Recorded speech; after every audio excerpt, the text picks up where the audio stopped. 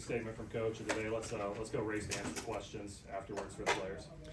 Yeah, well, what a fun environment, fun game.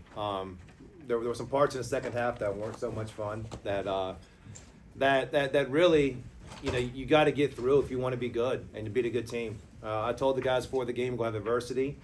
We faced it and we overcame it, and really proud of that. In the first 20 minutes, there were segments there. I just thought we played incredible basketball, offense, defense, sharing it. I think we had 15 assists at halftime. Just beautiful basketball. And the second half, give them credit. I thought Kentucky played well. We made a few mistakes there, and it wasn't like we just held on. It was a battle second half. We knew they'd make the run. They score so easy. I know they're topping and one of the tops in the country, and so they can go on a roll, but we did do a good job of overcoming adversity and figure out a way. Questions for players? Joe? For both of you guys, you beat 2 top 10 teams in a week. Just what's the last week been like for each of you guys?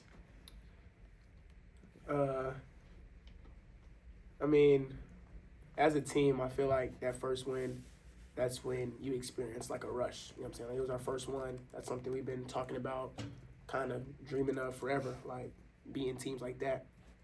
And then to have a big opportunity the next game, Alabama, we lost. That was probably our worst loss of the year.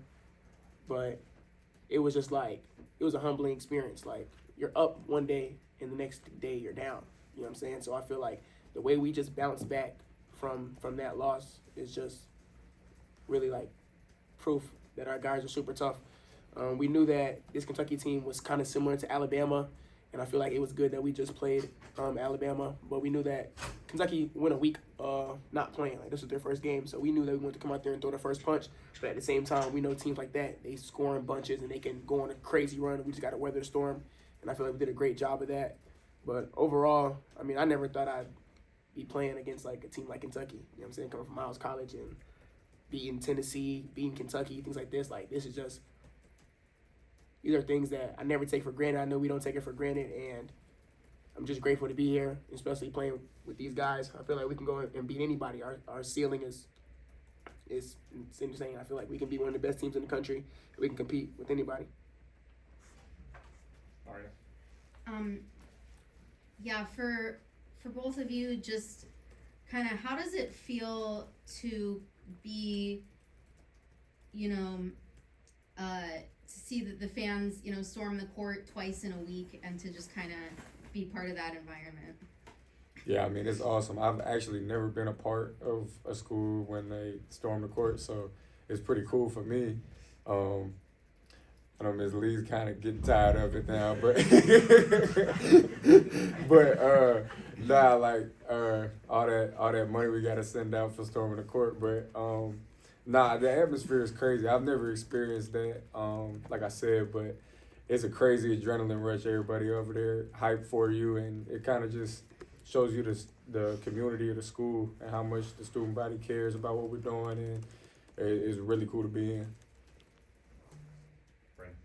Jason, I know you talked a little bit just about your journey, coming from the NCAA level in North Texas and now being here at Vanderbilt.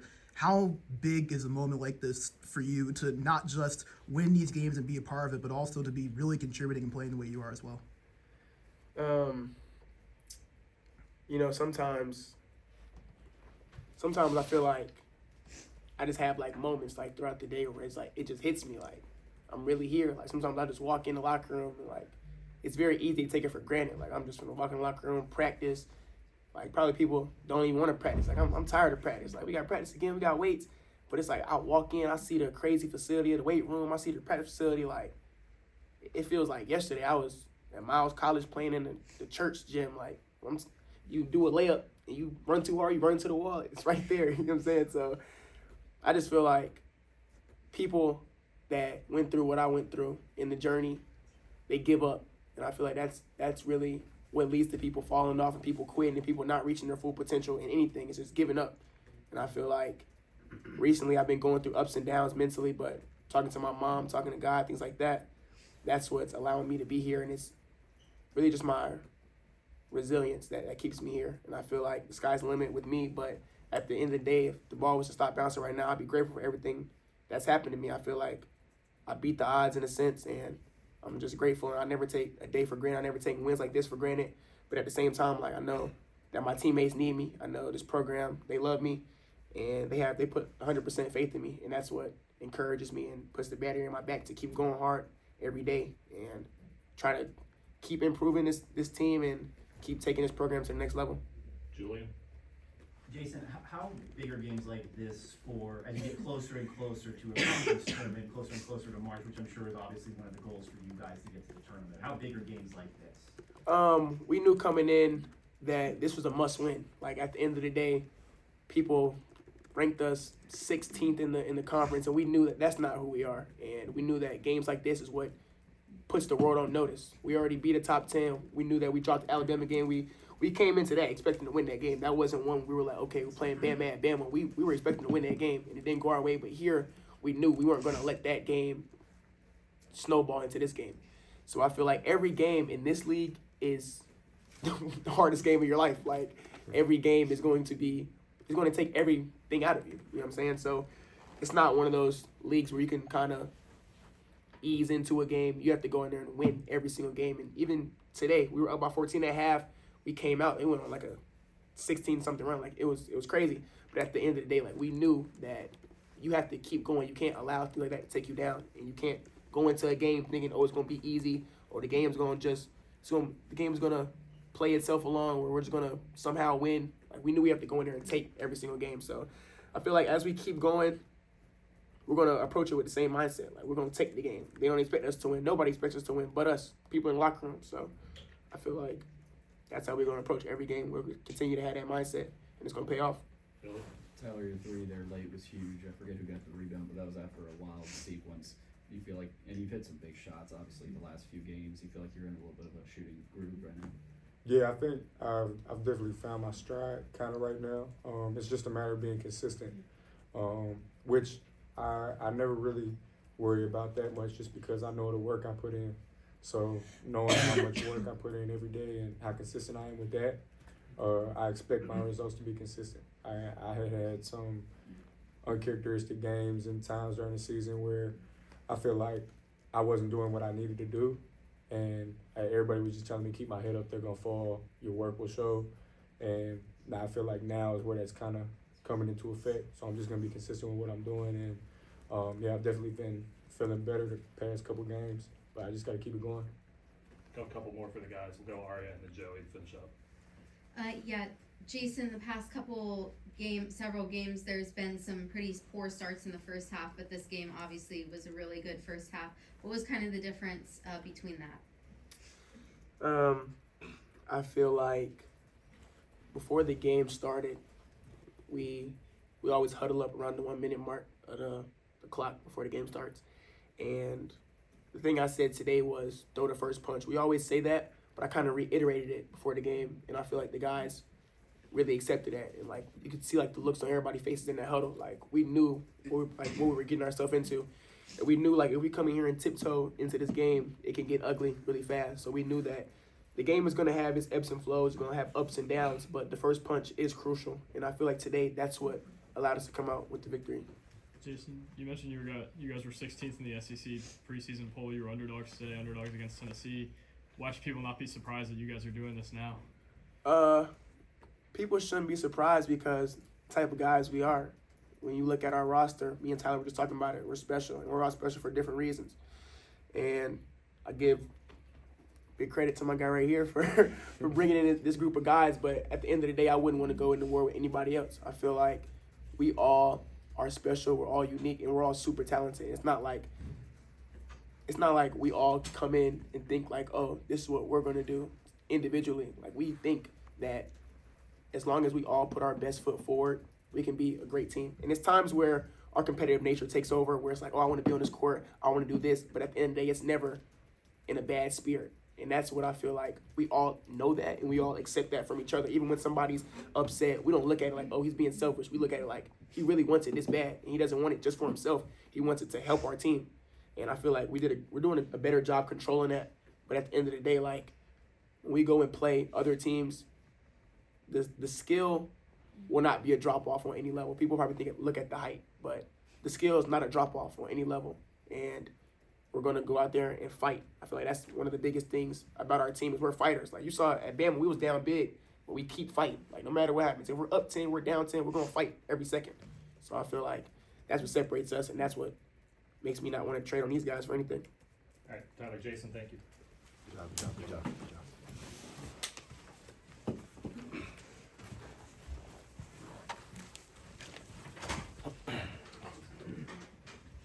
All right, questions for Coach?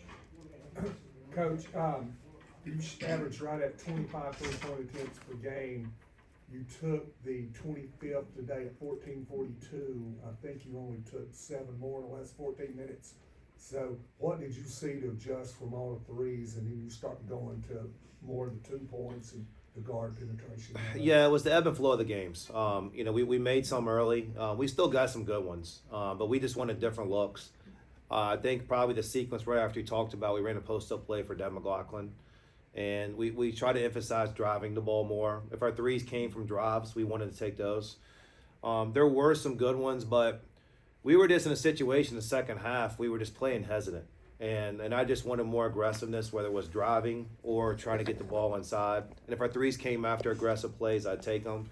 But I'll live with our guys. If they take some good ones, take the right shot. Sometimes they don't go in, but if you do the right things, the odds will come in your favor. George? Mark, how satisfying is it for a coach when your team gets hit with an absolute haymaker and you can go one of 2 ways and you all go the route that gets you to a point where you can live to tell about it? We were in one of the timeouts, and I got one coach yelling at me about defense, another about offense, and everything else. And I told them, I was like, look, we need a psychology huddle. And so I was like, y'all can keep all this other stuff. And we went in, and just I want them to reset. And, when you're at that situation, it was like 8 minutes to go, 6 minutes to go. Like it was a possession game. I wanted our guys to reset and play the game from here on out. And, they probably forgot how good they played in the first half. They were thinking about what they did in the second half, and some things didn't go our way. But to be able to have that is one of the hardest things in sports. I mean, momentum was huge. Their fans are going crazy. The guys are playing good basketball, and to be able to stop that and to be able to figure out a way, it's a lot of character. It really is, guys. Guys did a good job with that. Joey? Jason Edwards, just talking, obviously, he has a certain edge about him. Just what kind of presence did he bring you guys today? What kind of presence does he bring you when you play against teams like this? Something he just said, it was funny. He's got a battery pack in his back, I think he said, and that was like, with me, he does. Here's what he is. He's not scared. And he's built that way. He does some things that are unfundamental, uncharacteristic, or whatever else, but he does a lot of terrific things. And he's a dynamic guard. And if you don't have one of those in this league, there's going to be some struggles. And I think our team's learning how to use him, and he's kind of picking his time and everything else. He got us off to a terrific start. And we want guys to be the best version of themselves and be themselves. And we know he's here for a reason, what he's good at, and we want him to do that. Coach, it felt like You're good. it felt like they baited certain guys into shooting threes, whether it's McLaughlin, Collins, Mignon. How did you expect that, and how did you think your guys approached that and kind of handled a lot of that? Because there were some misses there, but there were also some good makes in the first half. Yeah, it was, and it was the game plan. They were backing off, especially Chris Mignon. Devin a little bit. I think they were kind of closing out to him, but you could see the game plan, and I got confidence in Chris. I think Chris settled into the game. Giving him those shots, we'll take those. Now, are we going to live with 10 of them? No, but I'm going to give him a chance to make them. He works hard, good person, good player, does so many things for us on the other side of it. As a coach, you got to have the players back, and I got their back. Coach, when you first got here, you really talked about wanting to build the culture here at Vanderbilt. You have back-to-back home games against top 10 teams. You win, fans are storming the court. What does moments like these really do towards that mission and building that culture you envisioned here at Vanderbilt? I mean, it's not time to reflect, and it's on to what's next. And I've always kind of had the mentality. My college coach Jerry Wainwright taught us never get too high, never get too low. And if you get too low in this league, I mean, it's going to stomp you and crush you. And if you get too high, somebody's going to knock you off. And so we keep it simple. Let's just keep getting better. We'll see what happens. Got Joey, Hustler, and then Julian. MJ Collins said a few days ago that he thought you guys would win this game. Just what was the internal sense of belief that you guys could get this done? I didn't know MJ's bold prediction, but at the same time, I feel like we can win any game if we play the right way and stick with our strengths and our characteristics that are really good. I think the guys in the film session after Alabama, I mean, there was some guys upset at themselves. I was upset myself. And just with the way we left that film session, I know they wanted to play again. And, having a, really good team, wherever they're ranked, that probably helped focus us even more. But we wanted to play the next game. And so I'm sure, I like guys with confidence. I don't like the Joe Namath predictions. I like to go ahead and play them as they come. But, I guess he was right. Coach, there's been lots of conversations about how your team might be undersized. Have you seen that has fueled your players in any way? Yeah, I mean, you got to look at toughness. You got to look at heart. And Devin McLaughlin, he was 3 inches shorter than their big today, and look at the production he had. Jalen Carey's an inch or two too short, but he's a bully out there, and with bigger guards and everything else. So we know going as coaching staff and our players kind of what our strengths and weaknesses are. And I wish we had Wemby or a 7-footer like that was doing these things. We don't. So we got a game plan and scheme for the things we don't have and use the things we do have. Julian. Mark, how big are this stretch to take 2 out of 3 against these top 10 teams? How big is that to build a resume for March? Yeah, they count them at the end. And so quad 1 win. I know the NCAA looks at that. It really is. You go into every game and just say, let's go 1-0, and let's win the next one, and let them do their job in the committee. We're at the first half we play at such a high level, and I keep saying that we can keep getting better. That first half was really good, but at the same time, room to grow, room to improve, and that's what we're focused on. We got to try to win as many as we can, but the most important one is that next one. Why do you think it's been so tough for Tennessee and Kentucky to come in here the last couple of weekends and play? Obviously, they stormed the court, but just for you guys, why do you think it's been so tough for them? Well, I mean, I think it's a good battle. I think it's good teams. And, we do a good job of preparing, and our team and our guys played well. And then, giving a ton of credit to our student section, giving a ton of credit to our fans. They were really supportive in the second half. And we need all the support we can get. And, in the first half, they were loud, the chants, everything else. And so when you're trying to build something, you gotta have belief with everybody. And everybody's important. Everybody in that arena that had that V on and that was saying anchor down, they helped us win. And I want them to know they're a huge part of it and hopefully continued and future success too. Tyler Tanner was a huge part of what you guys were able to do in the second half. He was a +5. Really felt like the momentum turned with him and his play. How big is that for you guys to be able to lean on him in these big late games against a top 10 team as a freshman? Yeah, it's not just I'm trying to get him experience. It's actually his production even now. And, that was a huge steal. That steal was a big play. That helped solve our offense issues and got us to stop there. And look, he's going to keep growing and getting better. He works so hard. He's the right type of person. We're going to build around him. But, I'm not scared to play an 18-year-old in those situations if he's like Tyler Tanner. Like he might make a mistake, but he's not making many of them. He's really good. Hustler. 17 turnovers against a high-scoring offense. How important was that defensive game plan and trying to take the ball against Kentucky and Alabama? You faced some really good offenses.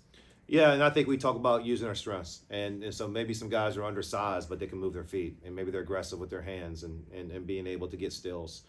And we don't have a shot blocker at the very end of it, so sometimes we got to steal it before they get there. Kentucky does a good job of putting you in hard situations. They can score quickly, and if you look at our team, our success, our best games, our defense has led us. We do force teams into high turnovers, and without really pressing, without really extending our defense.